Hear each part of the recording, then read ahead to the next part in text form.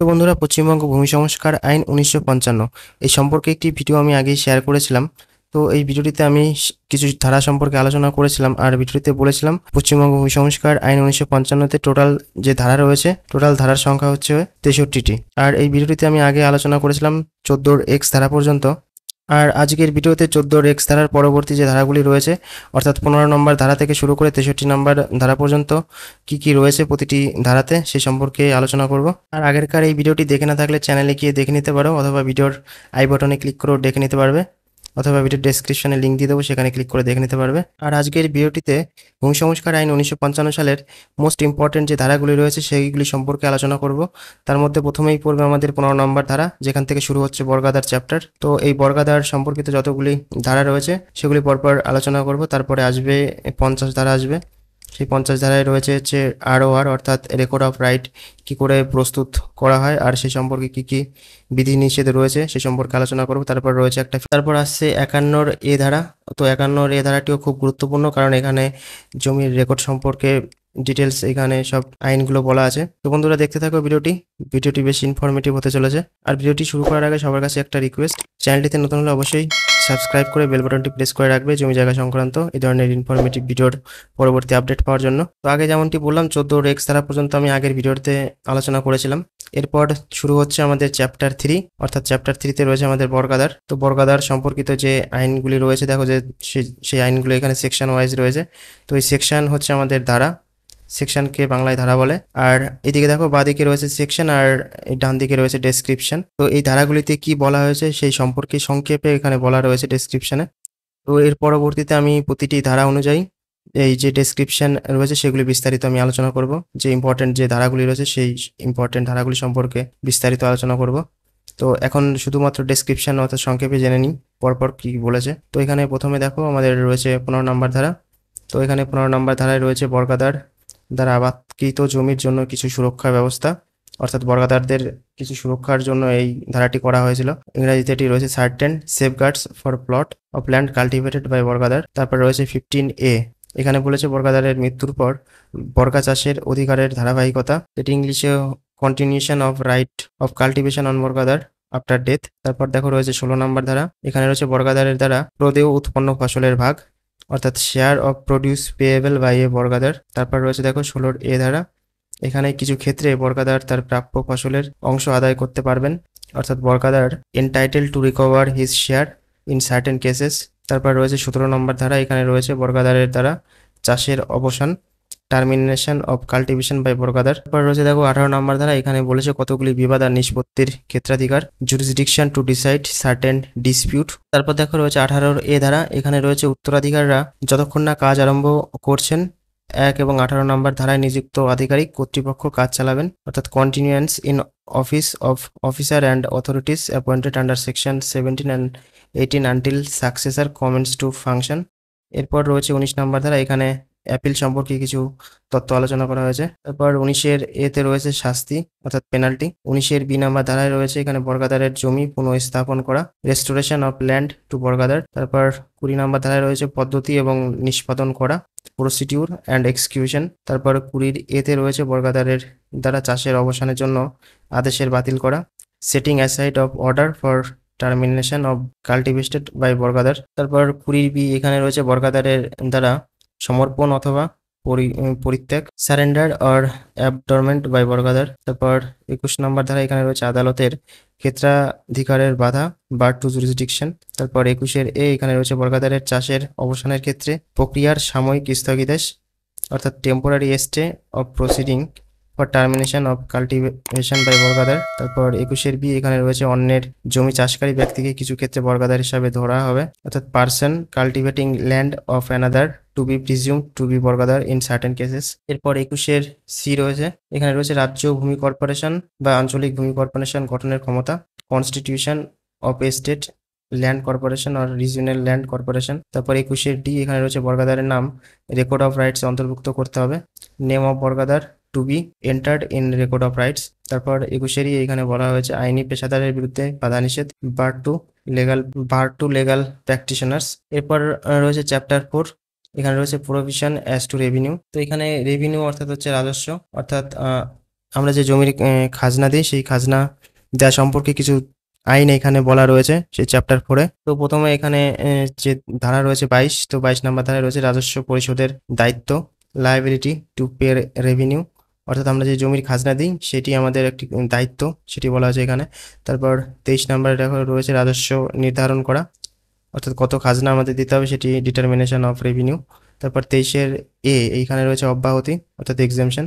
24 এখানে রয়েছে রাজস্বের অব্যাহতি এবং কর ও সুদ পরিশোধ, exemption of revenue and payment, cess and surcharges. তারপর 25 নম্বর রয়েছে রাজস্বের পরিবর্তনের ভিত্তি, grounds for alteration of revenue. তারপর রয়েছে 26 নম্বর ধারা, এখানে রয়েছে দেওয়ানি আদালতের ক্ষেত্রাধিকারের বাধা। তারপর 27 নম্বর ধারায় রয়েছে রাজস্ব পরিশোধের সময় এবং স্থান। এরপর 28 নম্বর ধারায় রয়েছে রাজস্ব পরিশোধের জন্য রসিদ প্রদান করা, অর্থাৎ আমরা যে বর্তমানে বাংলার ভূমি ওয়েবসাইটে অনলাইনে খাজনা পেমেন্ট করি, সেই খাজনা পেমেন্ট করার পর আমরা অনলাইনে একটা রিসিপ্ট ডাউনলোড করি, সেই রিসিপ্ট ডাউনলোড করার যে বিধান সেটি কিন্তু আমাদের এই 28 নম্বর ধারায় রয়েছে। এরপর দেখো রয়েছে 29 নম্বর ধারা, এখানে রয়েছে পরিচ্ছেদ 4-এর অতিরিক্ত প্রভাব, চ্যাপ্টার 4 টু হ্যাভ ওভারড্রাফটিং ইফেক্ট। এরপর রয়েছে 30 নম্বর ধারা, এখানে রয়েছে পশ্চিমবঙ্গ আইন 44, এখানে 1979 এর বাতিল, repeal of West Bengal act 44 of 1979। তো 1979 সালে যে অ্যাক্টটি ছিল 44 নম্বর অ্যাক্ট, সেটি এখানে বাতিল করা হয়েছে এই 30 নম্বর ধারা অনুযায়ী।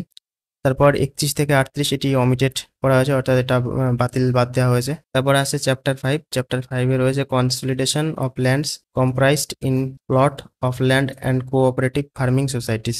কোঅপারেটিভ ফার্মিং সোসাইটি মানে এখানে সমবায় যে খামার রয়েছে, সেই সমবায় খামারগুলির জন্য কিছু এখানে আইন রয়েছে এবং সংস্কার আইনে, সেই সম্পর্কে এখানে বলা আছে পরপর এই ধারাগুলি। 39 নম্বর ধারা থেকে সমবায় খামার সমিতি, এখানে দেখো 39 নম্বর ধারায় রয়েছে জমির দাগের সংমিশ্রণ, acquisition of plot of land for consolidation. তারপর 40-এ রয়েছে পুনর্বন্টন, redistribution of land after acquisition. তারপর রয়েছে 41 নম্বর জমির দাগের উপর বন্ধকির স্থানান্তর, transference of encumbrance on plot of land. তারপর রয়েছে 42-এ রয়েছে অতিরিক্ত জমির মূল্য পুনরুদ্ধার করা, recovery of excessive value of allotted land. তারপর 43 নম্বর রয়েছে কোঅপারেটিভ ফার্মিং আর সোসাইটির গঠন করা। 44 নম্বর রয়েছে কোঅপারেটিভ ফার্মিং সোসাইটির শেয়ার হস্তান্তরের উপর বিধিনিষেধ। তারপর 45-এ রয়েছে কোঅপারেটিভ ফার্মিং সোসাইটির বিলুপ্ত করা। তারপর 46 নম্বর রয়েছে কোঅপারেটিভ ফার্মিং আর সোসাইটির বিলুপ্তর পর জমির হস্তান্তর করা। তারপর 47-এ রয়েছে কোঅপারেটিভ ফার্মিং সোসাইটি দ্বারা রাজস্ব প্রদান করা। তারপর 48-এ রয়েছে কোঅপারেটিভ ফার্মিং আর সোসাইটির জন্য সুবিধা। আর 48-এর এতে রয়েছে কোঅপারেটিভ কমন সার্ভিস সোসাইটির গঠন করা। এরপর রয়েছে চ্যাপ্টার 6, চ্যাপ্টার 6 রয়েছে principal of distribution of land, অর্থাৎ জমির বন্টন সম্পর্কে এখানে বলা আছে দুটি ধারায়। এখানে 49 নম্বর ধারায় বলেছে জমির বন্টনের নীতিসমূহ, কি কি নীতিতে আমরা জমির বন্টন করা যেতে পারে। তারপর 49-এর রয়েছে অতিরিক্ত দখলের জন্য জরিমানা, penalty for unauthorised occupation of vested land, সরকারি খাসের জমি জবরদখল করার জন্য যে জরিমানা সেটি সম্পর্কে বলা আছে। এরপর রয়েছে দেখো চ্যাপ্টার 7, এখানে রয়েছে maintenance of record of right. তো এখানে রেকর্ড অফ রাইট বলতে সংক্ষেপে এটা হচ্ছে ROR, আর এটিকে বাংলায় বলে সত্যলিপি। তো প্রথমে রয়েছে এখানে সেকশন 50। তো আমি প্রথমে বলেছিলাম 50 নম্বর ধারাটি খুব ইম্পর্ট্যান্ট। তো এই ধারার মতেই কিন্তু আমাদের জমির রেকর্ড প্রস্তুত করার, সেই রেকর্ড সংরক্ষণ করা। তো এখানে দেখো বলেছে রেকর্ড অফ রাইটস রক্ষণাবেক্ষণ, অর্থাৎ maintenance of record of right. তো এই 50 নম্বর ধারায় কিন্তু জমির যে মিউটেশন করি আমরা, সেই মিউটেশন কিন্তু এই 50 ধারার মতেই হয়ে থাকে। তো পরবর্তীতে এই 50 নম্বর ধারায় বিস্তারিত একটা ভিডিও বানাবো, তখন আলোচনা করবো সেই ভিডিওটিতে। তারপর দেখো চ্যাপ্টার 7A, অর্থাৎ এই 7 নম্বর চ্যাপ্টারে একটা চ্যাপ্টার বানিয়েছে এখানে, সেটা হচ্ছে 7A। এখানে বলেছে preparation or revision of record of right, অর্থাৎ যে ROR সেটি প্রস্তুত করা সম্পর্কে এখানে পরপর ধারায় বলা হয়েছে। প্রথমে রয়েছে দেখো 50-এর A, এখানে বলেছে পরিচ্ছেদ 50 কিছু ক্ষেত্রে প্রযোজ্য হবে না, তাই সম্পর্কিত একটা ভিডিও আলাদা ভিডিওতে আলোচনা করব। তারপর রয়েছে দেখো 50-এর B, এখানে রয়েছে রেকর্ড অফ রাইটস এর সংশোধন করা, modification of record of rights, অর্থাৎ বর্তমানে আমরা যে রেকর্ড কারেকশনের জন্য আবেদন করি সেই রেকর্ড কারেকশনগুলি কিন্তু এই 50-এর B ধারা মতে হয়ে থাকে। এখানে তারপরে রয়েছে 51, এখানে রয়েছে রেকর্ড অফ রাইটস পুনরায় পর্যালোচনা ও প্রস্তুত, revision of preparation of the record of right. তো এখানে যতগুলি ধারা রয়েছে এই 51 সবগুলি কিন্তু ইম্পর্টেন্ট জমি রেকর্ড সম্পর্কে সব এই ধারাগুলি। তারপরে রয়েছে 51-এর A, এখানে রয়েছে রেকর্ডের খসড়া এবং চূড়ান্ত প্রকাশনা, the draft and final publication of the record of rights. তো আমি আগে অনেকগুলো ভিডিওতে বলেছিলাম যে রেকর্ড তৈরি করার কিন্তু কয়েকটি স্টেপ ছিল, সেই স্টেপগুলি পরপর এরকম ছিল যে KB খানাপুরি ভুজারা, তারপর অ্যাটেস্টেশন ছিল, তারপর ছিল ড্রাফট পাবলিকেশন অর্থাৎ DP, তারপর ছিল ফাইনাল পাবলিকেশন অর্থাৎ FP, তো এই সবগুলি কিন্তু এই একটা ধারায় বলা রয়েছে, যেমন এই ড্রাফট আর ফাইনাল পাবলিকেশন, এটি 51 এই ধারায় বলা আছে। তারপর রয়েছে দেখো 51 বি, এখানে রয়েছে রেকর্ড অফ রাইটস, এন্ট্রি সংশোধন এবং সংশোধন, revision or correction of entry in record of rights. তো 51 বি এটিও ইম্পর্টেন্ট। তারপর রয়েছে 51 বি, চূড়ান্ত প্রকাশনার পূর্বে বা পরে রেকর্ড অফ রাইটসের এন্ট্রি সংশোধন বা সংশোধন, revision or correction of entry in record of right before or after final publication. তারপর রয়েছে দেখো 51 সি, এখানে বলেছে কিছু বিষয়ে দেওয়ানি আদালতের ক্ষেত্রে বাধা, bar to jurisdiction of civil court in respect of certain cases. তো এখানে আমাদের এই চ্যাপ্টার 7 আর 7 এটি শেষ। তারপর শুরু হচ্ছে চ্যাপ্টার 8। চ্যাপ্টার 8 বলেছে ম্যানেজমেন্ট অফ ল্যান্ড, অর্থাৎ জমির ব্যবস্থাপনা। এখানে 52 নম্বর যে সেকশনটি রয়েছে, 52 নম্বর ধারায় বলেছে দেখো জমির ব্যবস্থাপনা অর্থাৎ ম্যানেজমেন্ট অফ ল্যান্ড। তারপর 52 এ ধারায় বলা রয়েছে সরকারি কোম্পানি ইত্যাদির প্রতিষ্ঠানের বিধান। তো এখানে ইন্ডাস্ট্রিয়াল অর্থাৎ কোম্পানি অ্যাক্ট সম্পর্কে বিশেষ বলা রয়েছে, কোম্পানির মাধ্যমে কিভাবে জমিগুলোর বিধান হবে। তারপর 52 বি এই ধারাটিতে বলেছে জমিতে প্রবেশ এবং দখল নেওয়ার ক্ষমতা, power to enter upon and take possession of land. তারপর 9 নম্বর চ্যাপ্টার রয়েছে, এটা হচ্ছে মিসলেনিয়াস অর্থাৎ বিবিধ। এখানে বিভিন্ন রকম কিছু ধারা রয়েছে, সেগুলো সম্পর্কে বলা আছে এখানে। তো প্রথমে দেখো রয়েছে 53 নম্বর ধারা, এখানে বলেছে রাজ্য সরকার দ্বারা ক্ষমতা হস্তান্তর অর্থাৎ delegation of power by state government. তারপর রয়েছে সেকশন 54, এখানে রয়েছে অ্যাপিল সম্পর্কে বলা আছে।